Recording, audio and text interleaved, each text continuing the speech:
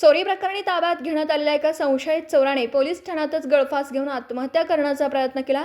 विटा पोलीस ठाण्यामध्ये हा धक्कादायक प्रकार घडला. प्रकाश चव्हाण, वय वर्ष 40 असं या संशयिताचं नाव आहे. त्याच्यावर खाजगी रुग्णालयामध्ये उपचार सुरू असून प्रकृती गंभीर असल्याचं सांगण्यात येतं.